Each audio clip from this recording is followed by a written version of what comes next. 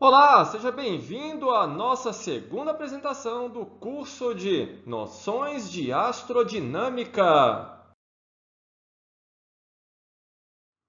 Para essa nossa segunda explanação, nós ainda vamos continuar com o estudo da força central e as órbitas, interação de dois corpos. Com os seguintes subtópicos: a energia potencial gravitacional, discutiremos também o centro de massa, a massa reduzida e, finalmente, a equação das órbitas. Logo em seguida, vamos estudar as cônicas, a saber, parábolas, elipses, circunferências e hipérboles. E terminaremos aí a nossa explanação a respeito das órbitas, as órbitas que são impostas aí pela lei da gravitação de Newton.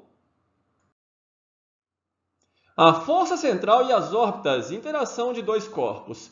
Previamente, antes de falarmos sobre a força central e as órbitas, vamos voltar ao caso da lei do inverso do quadrado da distância que separa o centro dos corpos que se interagem mutuamente, e a lei de atração gravitacional universal. Vamos analisar, como exemplo, a Terra em sua trajetória em torno do Sol. Em destaque na figura, temos as forças de interação entre a Terra e o Sol. Na ocasião, havíamos concluído que as respectivas forças F1 e F2 dependem das massas dos respectivos corpos em que atuam. F1 depende da massa M1, massa do Sol, e F2 depende da massa M2, massa da Terra. Por imposição da terceira lei de Newton, as forças possuem igual magnitudes. E, como consequência da terceira lei de Newton, F1 também deve depender da massa m2, bem como F2 da massa m1, o que nos conduziu à lei de atração gravitacional F12, força de interação dos corpos 1 e 2. Vamos analisar F2. F2, a força que a Terra experimenta devido à interação com o Sol, é dada pela lei de atração F12. Logo, observamos que a constante D de F2 e G vezes M1 de F12 devem se igualar em que D é igual a 4K ao quadrado sobre P. K é a velocidade areolar, dada por π vezes A vezes B sobre T. E P é o semilatus rectum da órbita elíptica da Terra. Para o caso da Terra, temos a sua velocidade areolar dada pela seguinte equação: π vezes A vezes B, que é a área da elipse, e T é o período de sua revolução, o ano terrestre dado em segundos. Utilizando os dados tabelados do semi-eixo maior e semi-eixo menor, temos o seguinte resultado para o valor da velocidade areolar: 2,225 vezes 10 elevado a 15 metros quadrados por segundo. Agora, calculando D, temos o seguinte resultado: 1,325 vezes 10 elevado a 20 metros cúbicos por segundo ao quadrado. Retornando a equivalência entre D e G vezes M1. E novamente, utilizando o valor tabelado da massa do Sol, podemos obter o valor aproximado para a constante de gravitação universal G, dada por 6,656 vezes 10 elevado a menos 11 metro cúbico por quilograma vezes segundo ao quadrado. Claro que o valor da constante universal G não foi obtido dessa forma. Na verdade, o valor da constante foi obtido por meio do experimento da balança de Cavendish, cujo valor é de 6,67 vezes 10 elevado a menos 11 newton metro quadrado por quilograma quadrado, ou metro cúbico por quilograma vezes segundo ao quadrado no Sistema Internacional de Unidades. O resultado da constante obtida por meio desse cálculo se mostra em concordância com o valor experimental, cerca de 0,2% de imprecisão. A energia potencial gravitacional. Vamos tomar dois corpos, 1 e 2, e a partir de um referencial inercial O, definimos os respectivos vetores posição R1 e R2. Esses dois corpos se interagem mutuamente por meio das forças F12 e F21. E pela terceira lei de Newton, podemos concluir que F12 é igual a menos F21, relação 1.1. Em termos de magnitude, F12 é igual a F21, que é igual a F, lei da atração, relação 1.2. R é a magnitude do vetor posição do corpo 2 com relação ao corpo 1. Sabemos que a força de atração é conservativa. Logo, pode ser obtida a partir do gradiente de um escalar, que chamamos de energia potencial. No caso, energia potencial gravitacional, relação 1.3. O mais adequado para o nosso caso é a utilização do gradiente em coordenadas polares no plano, relação 1.4. Uma vez que a força de atração é inversamente proporcional ao quadrado da distância e também devido ao fato da órbita ocorrer em um plano, conforme foi explanado na apresentação 1, por consequência, podemos estabelecer a relação 1.5. Utilizando o fato de que o sistema é conservativo, podemos encontrar o trabalho da força de atração gravitacional como sendo a diferença de energia potencial gravitacional, relação 1.6. E, por sua vez, o trabalho da força de atração é dada pela integral da relação 1.7, referente ao deslocamento do corpo 2 de R1 para R2. Por exemplo, considerando o corpo 1 fixo com relação ao referencial inercial O. Das relações 1.6 e 1.7, encontramos como resultado a relação 1.8, fornecendo a expressão da energia potencial gravitacional de interação dos dois corpos, relação 1.9. Até agora, tratamos o sistema do ponto de vista do corpo 1, por exemplo, o Sol. No entanto, se mostra mais apropriado utilizar o ponto de vista do centro de massa. Tomamos novamente a disposição dos corpos 1 e 2 com relação a um referencial inercial O. O centro de massa. Define-se o seu centro de massa, cm, como ponto cujo vetor posição R é dada pela relação 1.10. Da relação 1.10, podemos escrever a relação 1.11. Na figura, temos as representações dos vetores R menos R1 e R2 menos R. Mas, da relação 1.11, podemos concluir que esses vetores são paralelos e a extremidade de R menos R1 é a origem de R2 menos R. Logo, o centro de massa deve estar na linha reta que une os corpos 1 e 2. No sistema de interação dos dois corpos, 1 e 2, estamos desconsiderando as forças externas. Assim, o centro de massa não é acelerado. Relações 1.12. Do ponto de vista do CM, centro de massa, referencial inercial, definimos os vetores posição R'1, que é igual a R1 menos R, referente ao corpo 1, e R'2, que é igual a R2 menos R, referente ao corpo 2. Para o vetor R'1, temos a relação 1.13, e de forma semelhante para o vetor R'2, a relação 1.14. A massa reduzida. Novamente, tomamos a disposição dos corpos 1 e 2 com as respectivas forças de interação e relembrando a condição imposta pela terceira lei de Newton, relação 1.1. As equações de movimento para os respectivos corpos 1 e 2 são dadas pelas relações 1.15 e 1.16. Tomando a diferença entre as relações 1.16 e 1.15, temos a aceleração relativa do corpo 2 com relação ao corpo 1, dada aqui pela relação 1.17, em que foi utilizada a relação 1.1. Observamos na relação 1.17 a expressão da massa reduzida, dada pela relação 1.18. Logo, podemos adotar o corpo 1 como referencial inercial e estudar o movimento do corpo 2.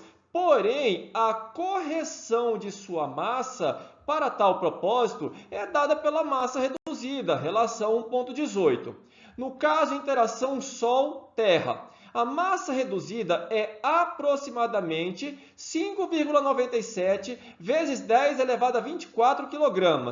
Esse valor é praticamente igual à massa da Terra, ou seja, para efeitos práticos, não há necessidade de correção com o uso da massa reduzida. Retornando ao caso do centro de massa. A partir da relação 1.10, podemos estabelecer a relação 1.19, considerando que M1 é muito maior que M2. Isso significa que a maior parte da massa do sistema se concentra no corpo 1. Logo, o centro de massa fica localizado em um ponto muito próximo do corpo 1. Para efeitos práticos, o centro de massa pode ser localizado exatamente na posição do corpo 1, como no caso da interação Sol-Terra.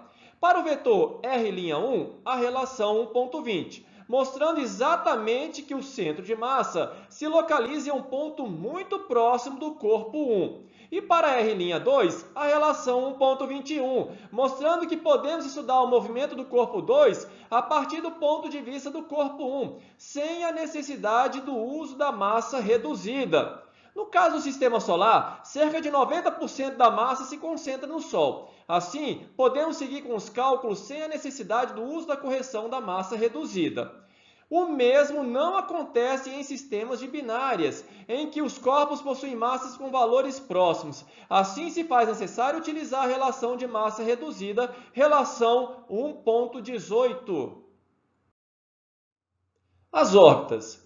Agora vamos nos concentrar em resolver a equação de movimento do corpo 2 do ponto de vista do corpo 1.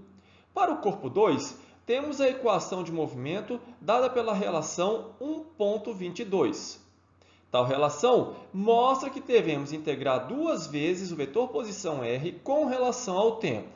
No entanto, vamos tomar outro caminho, ou seja, vamos levar em consideração que o sistema mantém constante a energia mecânica. A energia mecânica é a soma da energia cinética com a energia potencial, essa última dada pela relação 1.9 apresentada anteriormente. Inicialmente, a energia mecânica do corpo 2 é tomada a partir da posição R0.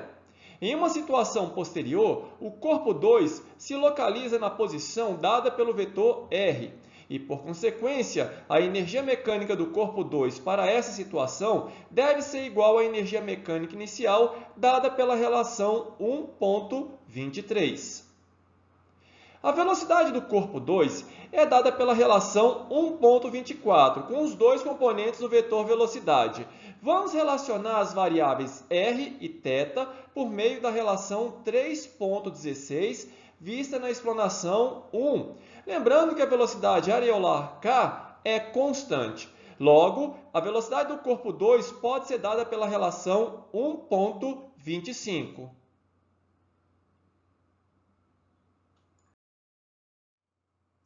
Utilizando a relação 1.25 e 1.23, teremos a relação 1.26. Podemos observar que essa relação nos conduz a uma solução de r como função do tempo. Mas, para o nosso caso, queremos conhecer r como função do ângulo θ, que pode nos fornecer a forma da órbita. Assim, vamos reescrever o operador diferencial d, dt, em termos do ângulo d, dθ, com auxílio da regra da cadeia, relação 1.27. A derivada de r, então, será dada pela relação 1.28, em que, novamente, utilizamos a relação 3.16. Agora, com o uso da relação 1.28 em 1.26, temos a relação 1.29. Essa última relação nos mostra que é possível efetuar a separação das variáveis r e θ, dada pela relação 1.30, e efetuar a integração das respectivas variáveis. Efetuada a separação das variáveis, vamos então integrar os dois lados e obter as primitivas. Assim sendo, resolvendo a relação 1.31, no lado esquerdo teremos uma primitiva simples. C é uma constante de integração mostrada na relação 1.32. Do lado direito, vamos efetuar algumas manipulações para obter a referida primitiva. Por meio da substituição de variável, sugerida pela relação 1.33, podemos escrever a integral da relação 1.32 na forma mostrada pela relação 1.34. Com auxílio de uma tabela de derivadas e integrais, por exemplo, como sugestões as relações 1,35 e 1,36, podemos encontrar a primitiva da relação 1,34. No entanto, precisamos efetuar mais algumas manipulações algébricas na relação 1,34. Tomamos o denominador da relação 1,34, dado aqui pela relação 1,37. Agora, vamos completar o quadrado dentro dos parênteses. Assim, a relação assume a forma dada pela relação 1,38. O primeiro termo em destaque chamaremos de a elevado ao quadrado. E o segundo termo, dentro da potência, chamaremos de y, que conduz à relação 1,39. Voltando para a relação 1,34 e levando em consideração as relações 1,35 e 1,36, por conta do sinal negativo, temos a relação 1,40, em que C' é a constante de integração. Agora, retornando à relação 1,32, temos como resultado a relação 1,41. E, finalmente, resolvendo para R, a relação 1,42. Podemos observar que a relação 1,42, que fornece à órbita do corpo 2 o ponto de vista do corpo 1, é semelhante à relação 3,7, dada na nossa primeira apresentação, em que tomamos a órbita elíptica imposta pela primeira lei de Kepler. Mas o que de fato representa a relação 1,42? As cônicas, parábolas. Antes de responder a pergunta referente à relação 1,42, vamos analisar as cônicas. As cônicas ou seções cônicas são intersecções de um plano com um cone circular reto. São três tipos de curvas que podem resultar dessa intersecção: parábola, elipse, que já havíamos estudado na primeira apresentação e retornaremos um pouco mais à frente, e a hipérbole. A circunferência pode ser considerada como um caso particular da elipse. A curva a ser obtida depende da inclinação entre o eixo do cone com relação ao plano secante. Apolônio, o matemático grego, por volta de 225 a.C., usava essa visão sobre as cônicas. Inicialmente, vamos analisar a parábola. Vamos considerar novamente o plano cartesiano. Traçamos uma reta paralela ao eixo y, a qual denominamos de diretriz, na posição x igual a 2h. Fixamos um ponto F do plano que chamaremos de foco. F é o foco da parábola. No nosso caso, o foco se localiza na origem do plano. Definimos a parábola como sendo o conjunto de pontos do plano que são equidistantes do foco e da diretriz. Assim, a parábola assume a forma mostrada na figura. Partindo da definição e escolhendo um ponto P de coordenadas x, y da parábola, podemos escrever a relação 2,1. Desenvolvendo, chegamos à relação 2,2, que é a equação da parábola, com seu foco na origem e a diretriz paralela ao eixo y. Pode-se efetuar o mesmo procedimento para o foco em outro lugar do plano, bem como utilizar a diretriz paralela ao eixo x. No entanto, para o nosso propósito, utilizaremos a configuração já estabelecida na figura mostrada. Em coordenadas polares, no plano, com auxílio das relações 2,3 e com o mesmo procedimento utilizado na primeira explanação, chegamos à relação 2,4, em que 2h é o comprimento dos semilatus rectus da parábola, em destaque na segunda figura. Elipses. Conforme foi apresentado na nossa primeira explanação, de acordo com a figura em que o foco 1 da elipse se encontra na origem, foi possível deduzir a relação 3,7 em coordenadas polares no plano, em que E representa a excentricidade da elipse, cujo valor está compreendido entre 0 e 1. Agora, com o foco 2 localizado na origem e utilizando o mesmo procedimento da primeira explanação, temos a relação 2,5. Circunferências. Conforme foi comentado, a circunferência acaba sendo um caso particular da elipse, em que os dois focos são coincidentes, ou seja, F1 identicamente igual a F2. Isso conduz a uma excentricidade nula para circunferências, relação 2,6. Assim, utilizando a relação 2,5 vista anteriormente, lembrando que o semi-eixo menor e o semi-eixo maior possuem o mesmo comprimento, temos a relação 2,7. Hipérboles. Para analisar o caso da hipérbole, vamos recorrer novamente ao plano cartesiano. Tomamos dois pontos no eixo x, de coordenadas -c, 0 e c, 0, dada pelas relações 2,8, que denominaremos de focos da hipérbole. Considere um ponto genérico qualquer no plano, por exemplo, o ponto P, de coordenadas x e y, e as distâncias dos focos F1P e F2P. Definimos a hipérbole como sendo o conjunto de pontos no plano em que o valor absoluto da diferença das distâncias aos focos é uma constante, 2a, dada pela relação 2,9. A curva obtida a partir da definição é mostrada na figura. Na figura, observamos a presença de um triângulo com vértices em F1, F2 e P. Sabemos que, em um triângulo, a soma dos comprimentos dos lados é sempre maior que o comprimento do terceiro lado. Isso resulta nas relações 2,10.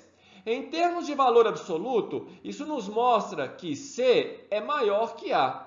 A desigualdade dada pela relação 2,11.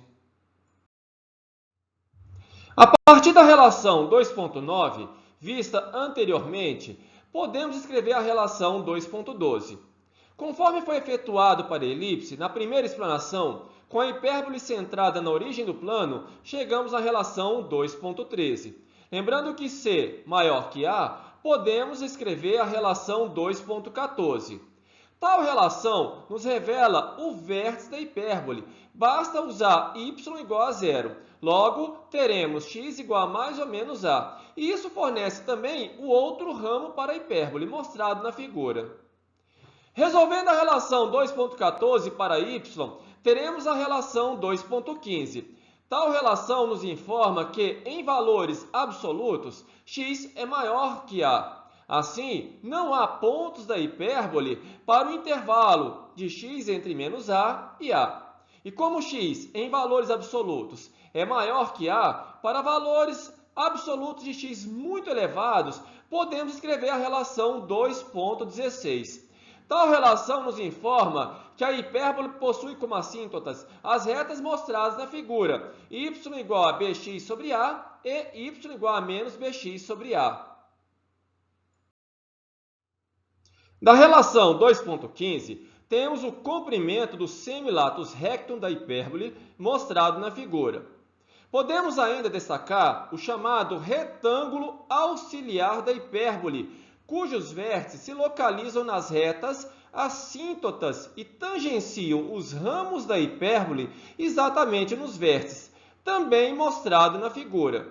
Estamos interessados na equação da hipérbole em coordenadas polares no plano. Então, utilizando o mesmo procedimento da primeira explanação para o caso da elipse, colocando o foco F1 da hipérbole na origem, teremos a relação 2,17, em que é a excentricidade da hipérbole, com E maior que 1.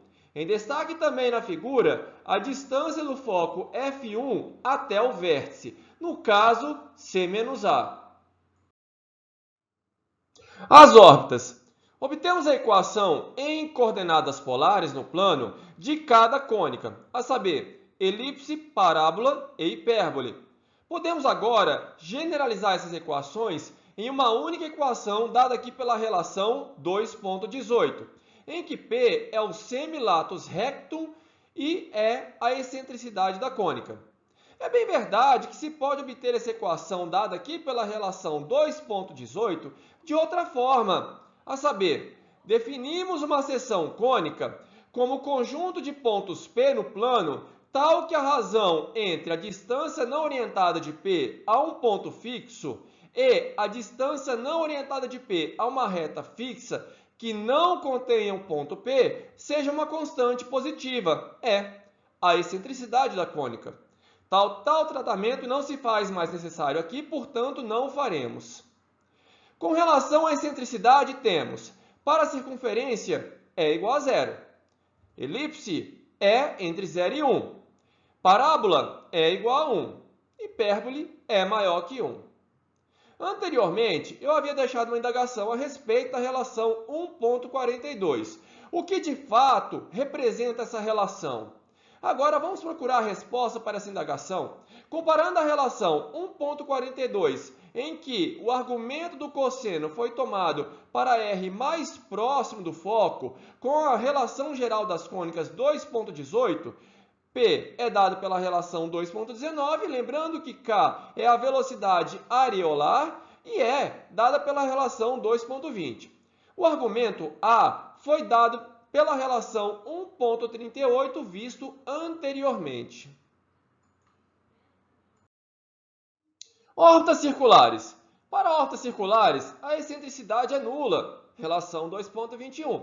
E o parâmetro P, semilatus recto, é igual ao raio da trajetória R0, relação 2.22. Da relação 2.21, teremos a relação 2.23 e, consequentemente, utilizando a relação 2.22 em 2.23, conclui-se que, para trajetórias circulares, a energia cinética do corpo é igual ao valor da metade da energia potencial gravitacional, relação 2.24.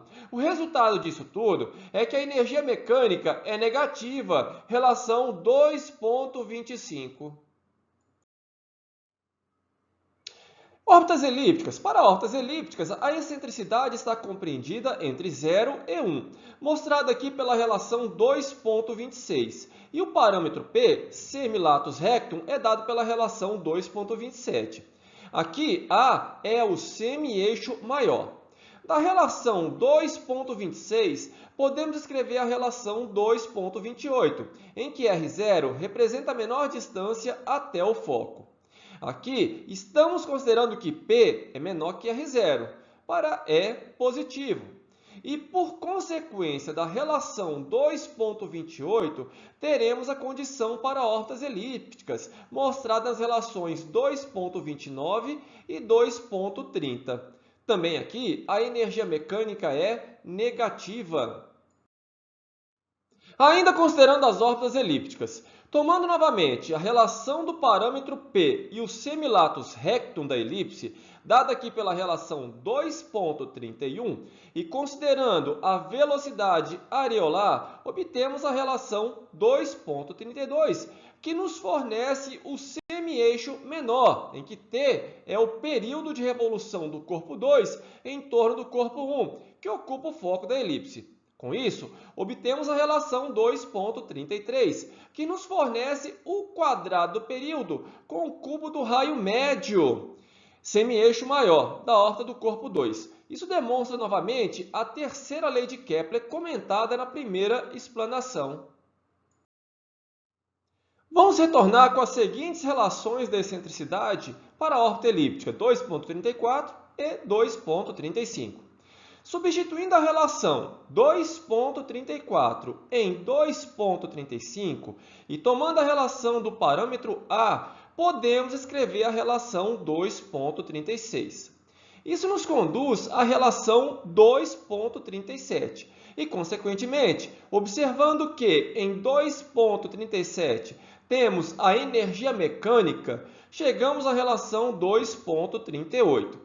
Assim, como havíamos visto anteriormente, a energia mecânica é negativa e limitada em termos do eixo maior, semelhante ao que ocorre com a órbita circular, também vista anteriormente. Órbitas parabólicas. Agora vamos analisar as órbitas parabólicas. Como a excentricidade é igual à unidade, temos então a relação 2.39, que conduz até a relação 2.40. Como resultado, a energia cinética do corpo é igual à energia potencial gravitacional, relação 2,41.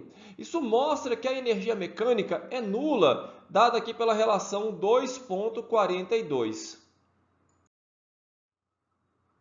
Órbitas hiperbólicas. Para órbitas hiperbólicas, a excentricidade é maior do que 1, mostrada aqui pela relação 2,43. E o parâmetro P, semilatus rectum, é dado pela relação 2,44. Aqui, A é o semieixo transverso da hipérbole. Da relação 2,43, podemos escrever a relação 2,45, em que R0 representa a menor distância até o foco. Por consequência da relação 2,45, teremos a condição para órbitas hiperbólicas, mostrada nas relações 2,46 e 2,47. Aqui, a energia mecânica é positiva. De forma semelhante ao que fizemos para a órbita elíptica, vamos retornar com as seguintes relações da excentricidade, 2,48 e 2,49. Substituindo a relação 2,48 em 2,49 e tomando a relação do parâmetro A, podemos escrever a relação 2,50.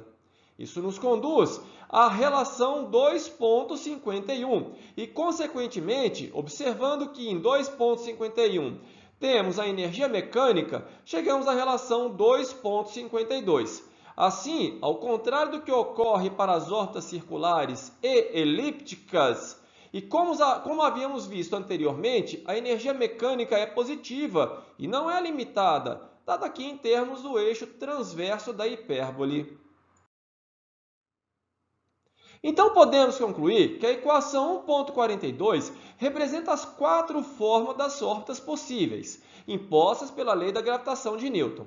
De forma bem resumida, temos a circunferência com excentricidade nula e a elipse com excentricidade entre 0 e 1. Para ambos os casos, a condição é que a energia mecânica do corpo 2 em órbita em torno do corpo 1 tem que ser negativa. São as chamadas órbitas limitadas.